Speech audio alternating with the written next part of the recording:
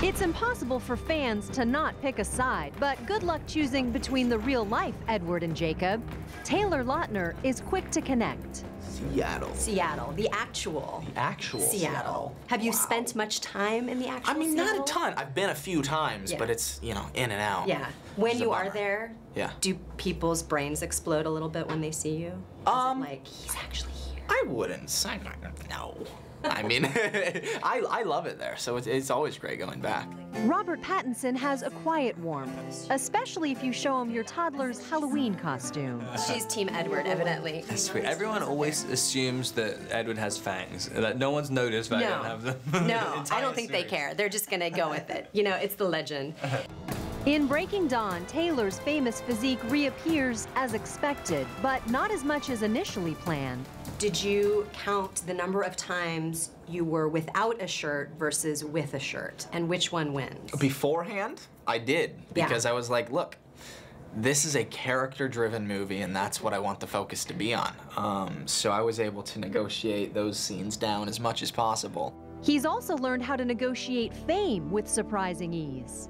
I mean, I remember the very first time we all experienced it was, you know, the kind of fan support was at the very first Comic-Con for Twilight, which was even before Twilight came out. And we walked into this room full of 6,000 fans, and it was just like, what? I mean, they were all screaming. We're like, what are you screaming at? Did we do something wrong? 4 years later, those fans are still there and just as passionate, if not more, is unbelievable.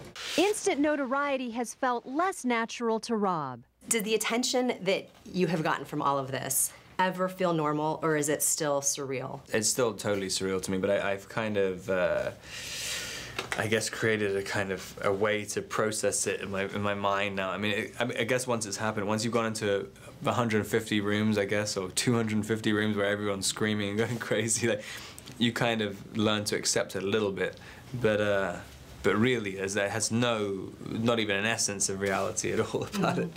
Have you ever thought about, if I hadn't gotten this role, what would I be doing in this moment versus sitting here talking to the press about the new Twilight? Yeah, to be honest, I think I'd probably be doing music. What comes more naturally to you, acting or playing music?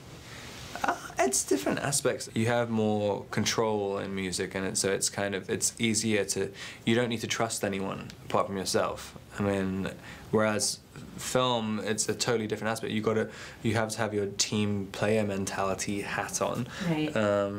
Whereas with music, you can be just a complete self-centered, like, I mean, completely introverted person. It's kind of, and no one can question your process. Taylor has no questions about his future. Last year, he was reportedly the highest-paid teen actor in Hollywood, and he believes Twilight is just the beginning. Is there a role that you haven't done yet that people might think that you wouldn't want to do or couldn't do, that you are sure you're going to? I mean, there's not one specifically, but yeah, there's a ton, because you know, as an actor, I want to challenge myself to the widest variety possible of roles. So, I mean, I'm very thankful for this franchise and everything it's given us, and I look forward to challenge myself to something new now. With your shirt on. Absolutely.